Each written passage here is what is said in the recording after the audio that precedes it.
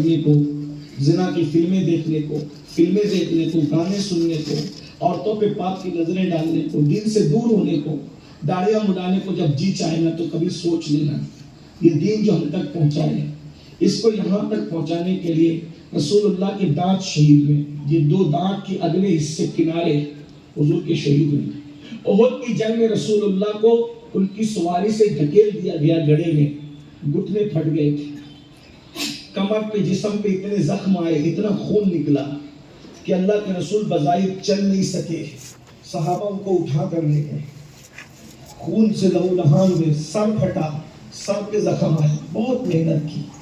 تو 70 صحابہ شہید ہوئے تھے احد میں, 70 صحابہ.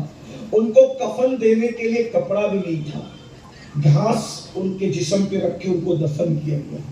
تو ام المومنین کہتی ہے آقا آپ کی زندگی کا سب سے مشکل دن جو تھا وہ احد کا دن تھا نا, جس میں امیر حمزہ کے ہونٹ کاٹے گئے, ناک کاٹی گئی, انگلیاں کاٹی گئی حضور کے چچا کی, زبان کاٹی گئی, اور اس کو سوئی دھاگے سے پرو کر کے پہننے والوں نے گلے میں پہنا, ہاتھ پہ باندھنے والوں نے ان کے کٹے ہوئے اعضاء کو ہاتھ پہ باندھا, اور کسی نے تو سینہ چیر کر کلیجہ نکالا, اور کلیجہ نکال کر کسی نے کچا بھی چبایا.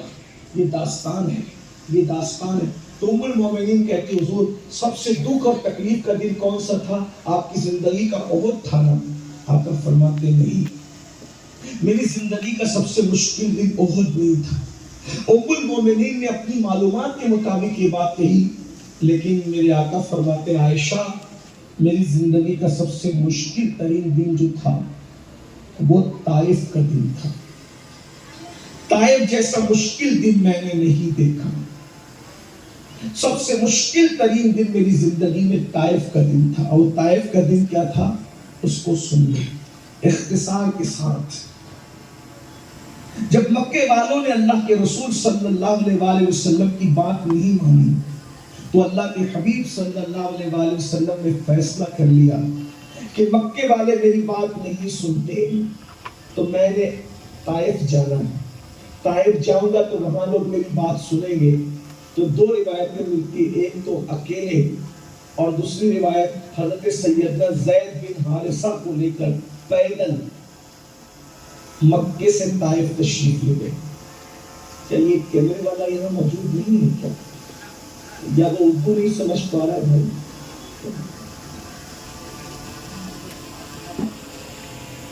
ایک بار درود شریف پڑھ لیں.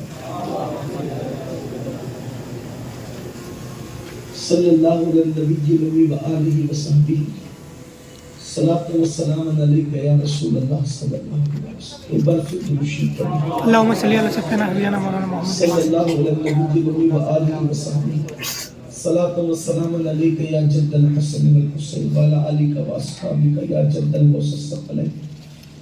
اللہ کے رسول علیہ السلام نے سوچا مکے والے میری بات نہیں سنتے, میں نے طائف جانا ہے. طائف حضور پیدل گئے, ایک غلام اپنے سرکار علیہ السلام کے اپنے غلام سرکار زید بن حارثہ کو ساتھ لے کر, اور جب وہاں پہنچے تو طائف کے 3 سرداروں سے ملاقات کی. وہ سردار تھے, ان سے میرے آقا علیہ السلام نے فرمایا کہ اللہ کا نبی نے میری بات مانو. ان ظالموں نے بات ماننا تو دور کی بات, اللہ کے رسول کو انہوں نے جواب دیا کہ اگر تم اللہ کے رسول ہو. ایک نے کہا کہ میں کعبے کے غلاف کے ٹکڑے ٹکڑے کر دوں گا کہ اللہ نے تمہیں رسول کیوں بنایا. ایک ظالم نے جواب دیا کہ کیا تم ہی ملے تھے معاذ اللہ کو رسول بنانے کے لیے. ایک ظالم نے کہا کہ اگر تم اللہ کے رسول ہو تو میں تم سے بات نہیں کرتا. اس طرح کی بات کی. جب اس طرح کی گستاخی اور بدبختی انہوں نے کہی تو اللہ کے رسول علیہ السلام نے ان کو سمجھایا کہ دیکھو اگر تم میری بات نہیں مانتے کوئی بات نہیں, مگر میرے اور تمہارے درمیان جو گفتگو ہوئی ہے, جو بات چیت ہوئی ہے, اس بات کو کسی کو بتانا مت. میں کہیں اور جا کر اپنی بات پہنچاتا ہوں. لیکن ان ظالموں نے کہا نہیں, ہم تو اس کا ڈھنڈورا پیٹیں گے اور اس کو بتائیں گے. اور اس کے بعد انہوں نے طائف کے لڑکوں کو, چھوکروں کو جمع کیا, اور جمع کرنے کے بعد حضور علیہ السلام کے پیچھے بھیڑ کر دی اور کہا اس کو کہو کہ یہ طائف سے نکل جائے. اور آقا آگے آگے چلتے تھے اور پیچھے پیچھے وہ چلاتے تھے پاگل پاگل پاگل معاذ اللہ. اس طرح حضور کے پیچھے چلاتے چلتے تھے. اور پھر پتہ ہے کیا ہوا؟ مسلمانوں, میری قوم کے جوانوں, محسوس کرو کو, اپنے نبی کی محنتوں کو. جب اللہ کے رسول طائف سے نکل رہے تھے تو وہ دو قطار لگا کر کے کھڑے تھے, دو طرف سے قطار لگا کر کے طائف والے کھڑے تھے اور ان کے ہاتھوں میں پتھر تھے. جب اللہ کے رسول طائف کی گلیوں سے نکلتے تھے تو حضور کی پنڈلیوں پہ وہ پتھر مار رہے تھے. اللہ کے رسول علیہ السلام کی پنڈلیوں پہ, جسم پہ پتھر مار رہے تھے. سیرت نگار لکھتے ہیں کہ پورا جسم خون سے لہو لہان ہو گیا, حتیٰ کہ جو نالین جوتیاں پہنی ہوئی تھی نالین شریف خون سے بھر گئی. اللہ اکبر. حضور کی پنڈلیوں پہ اتنا پتھر لگا, اتنا پتھر لگا کہ اللہ کے رسول علیہ السلام جب کھڑے ہونے کی بظاہر قوت اللہ اکبر جواب دے گئی تو تمہارے اور میرے نبی بیٹھ گئے. جب بیٹھ گئے تو انہوں نے رسول اللہ کو بیٹھنے بھی نہیں دیا, دونوں بازو پکڑ کے حضور کو کھڑا کیا اور کھڑا کرنے کے بعد اللہ کے رسول کو پھر پتھر مارے. حضور بیٹھ جاتے تھے اور وہ کھڑے کرتے تھے اور پھر پتھر مارتے تھے. اللہ کے رسول علیہ السلام اس منظر سے گزرے.